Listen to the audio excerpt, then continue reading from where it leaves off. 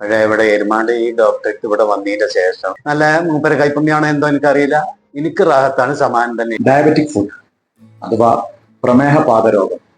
നമുക്ക് ചുറ്റുമുള്ള ഒരുപാട് ആളുകൾക്ക് പ്രമേഹ രോഗമുള്ളതായി നമുക്കറിയാം. അതിൽ തന്നെ പല ആളുകളുടെയും കാലുകൾ വ്രണം കാരണം ഉണങ്ങാതെ ആംബ്യൂട്ട് ചെയ്യേണ്ട കേസുകൾ അഥവാ മുറിച്ചു മാറ്റപ്പെട്ട അവസ്ഥയും നമുക്ക് ചുറ്റുമുള്ള പല ആളുകളിലും നാം കണ്ടിട്ടുണ്ട്. കുറച്ച് നാളുകൾക്ക് മുന്നേ വരെ കാലുകൾ വെച്ച് നടക്കുകയും ഓടുകയും തന്റെ പ്രവർത്തികളെല്ലാം ചെയ്യുന്ന ആളുകൾക്ക് പെട്ടെന്നൊരു ദിവസം കാൽ നഷ്ടപ്പെടുമ്പോൾ ഉണ്ടാവുന്ന വേദന അത് വല്ലാത്തത് തന്നെയാണ്.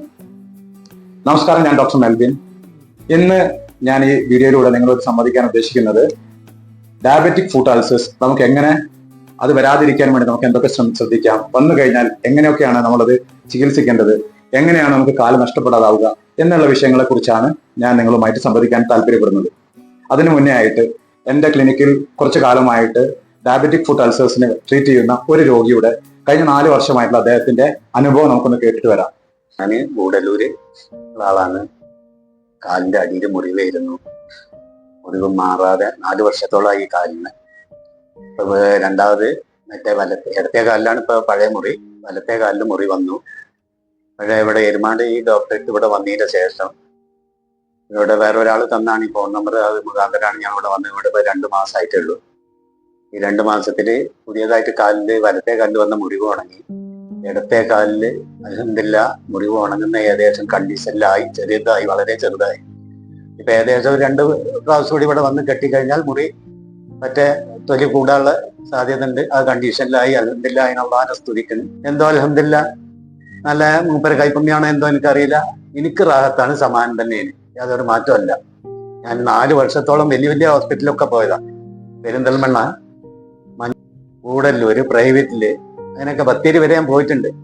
പല സ്ഥലത്തും പോയിട്ടുണ്ട്. വലിയ വലിയ ഡോക്ടർമാരും കണ്ടിട്ടുണ്ട്. എന്താണോ ഇവിടെ കൊണ്ട് ഇപ്പൊ മാറി എന്ന് തന്നെ പറയണം. 2 പ്രാവശ്യം കൂടി ഇവിടെ വന്ന മറ്റേ മുറി മാറുന്ന കണ്ടീഷനിലായിട്ടുണ്ട്. വീഡിയോ നിങ്ങൾ കണ്ടെന്ന് വിശ്വസിക്കുന്നു. അപ്പൊ ഒരു ഡയബറ്റിക് അൾസേഴ്സ് വന്നു കഴിഞ്ഞാൽ, ഒരാൾക്ക് അത്തരം മുറികൾ വന്നു കഴിഞ്ഞാൽ അത് ഹീലാവാൻ അല്ലെങ്കിൽ ഉണങ്ങാൻ എടുക്കുന്ന ഒരു സമയം എത്രയാണെന്നുള്ളത് നിങ്ങൾക്ക് മനസ്സിലായി കാണുമല്ലോ, അല്ലെ? അപ്പൊ എങ്ങനെ ഇത്തരം മുറികൾ നമ്മുടെ കാലിൽ വരാതിരിക്കാൻ നമ്മൾ ശ്രദ്ധിക്കണം എന്നുള്ളതാണ് മെയിൻ ആയിട്ട് നമ്മൾ ശ്രദ്ധിക്കേണ്ടത്, അല്ലെ? അപ്പം അതിന് വേണ്ടിയിട്ടുള്ള കുറച്ച് കാര്യങ്ങളാണ് ഞാൻ സാധാരണ എല്ലാവർക്കും ചെയ്യാൻ പറ്റുന്ന കാര്യങ്ങളാണ് ഞാൻ പറഞ്ഞു തരുന്നത്. ഇതിൽ ഏറ്റവും ഇമ്പോർട്ടന്റ് ആയിട്ടുള്ള കേസ് ഷുഗർ അല്ലെങ്കിൽ പ്രമേഹം നിർബന്ധമായിട്ടും, ഡയബറ്റിക് നിർബന്ധമായിട്ടും കൺട്രോൾ ആയിരിക്കണം. നിങ്ങൾ വർഷങ്ങളോളായിട്ട് പ്രമേഹ രോഗികളായിരിക്കാം. നിങ്ങൾ പ്രമേഹത്തിനുള്ള മെഡിസിൻസ് കഴിക്കുന്നുണ്ടാവാം. പക്ഷെ ചെക്ക് ചെയ്യുമ്പോഴെല്ലാം ഷുഗർ ലെവൽ കൺട്രോൾ അല്ല എന്നുണ്ടെങ്കിൽ അത് നമ്മൾ മെഡിസിൻ എടുക്കുന്നതിൽ പ്രത്യേകിച്ച് കാര്യമില്ല.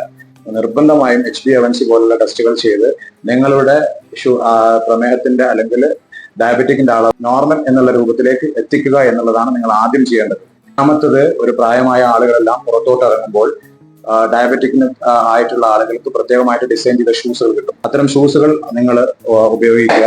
എല്ലാ ദിവസവും പുറത്ത് വെളിയിൽ ഇറങ്ങി തിരിച്ചു വന്നു കഴിഞ്ഞാൽ 2 പാദങ്ങളും ചൂടുവെള്ളത്തിൽ കഴുകി നിങ്ങൾ കുടുംബത്തിൽ ആരോടെങ്കിലും നിങ്ങളുടെ കാലിന്റെ അടിഭാഗം ഡെയിലി പരിശോധിക്കാൻ പറയുകയും മുറികളോ പൊട്ടോ തോല് സ്കിന്നിൽ പൊട്ടുകളോ കാര്യങ്ങളോ ഉണ്ടോ എന്നുള്ളത് ഉറപ്പുവരുത്തുകയും വേണം.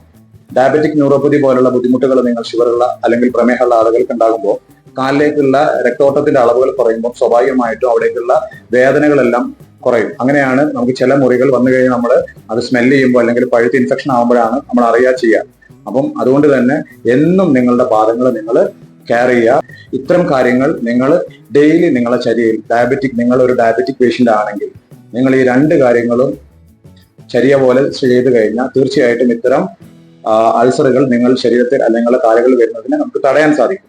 രണ്ടാമത്തെ കേസ്, ഇത് വന്നു കഴിഞ്ഞാൽ, ഇതൊക്കെ വന്നു കഴിഞ്ഞാൽ, അതായത് നമ്മളൊരു ചെറിയ മുറി കാര്യങ്ങളായിട്ട് നമ്മൾ എന്ത് ചെയ്യും, തൊട്ടടുത്തുള്ള സ്ഥലങ്ങളിലോ അല്ലെങ്കിൽ ഒരു നഴ്സിംഗ് കെയർ അല്ലെങ്കിൽ നമ്മൾ തന്നെ വീട്ടിൽ നിന്ന് ഡ്രസ് ചെയ്ത് ഉണക്കുന്ന ഒരു പ്രവണത നമ്മളെല്ലാവരും കണ്ടുവരുന്നുണ്ട്. ഏറ്റവും ആദ്യം നിങ്ങൾ കാലിൽ അത്തരം മുറികൾ ശ്രദ്ധിക്കപ്പെട്ടാൽ ഒരു ഡോക്ടർ മുഖേന നിങ്ങൾ ഉറപ്പുവരുത്തണം. സ്വയം ചികിത്സ തുടക്ക സമയത്ത് നിങ്ങൾ ഇതിൽ ചെയ്തു കഴിഞ്ഞാൽ എല്ലിലേക്കും കാര്യങ്ങളിലേക്കൊക്കെ എഫക്റ്റ് ആവാനും പിന്നീട് നമ്മൾ ഡോക്ടറെ സമീപിച്ചു കഴിഞ്ഞാൽ അതിന്റെ റിക്കവറി പ്രോസസ്സ് വളരെ കുറയാനുള്ള ചാൻസ് കൂടുതലാണ്. അപ്പം നിങ്ങളെ ശ്രദ്ധയിൽ ഇത്തരം അൾസേഴ്സ് കണ്ണിൽപ്പെട്ടാൽ ഏറ്റവും അടുത്തുള്ള ഡോക്ടറെ നിങ്ങൾ സമീപിച്ച് അതിന്റെ പ്രതിവിധികൾ ചെയ്യണം എന്നുള്ളതും കൂടി ഈ ഒരു വേള ഞാൻ ഓർമ്മപ്പെടുത്തുകയാണ്. നന്ദി, നമസ്കാരം.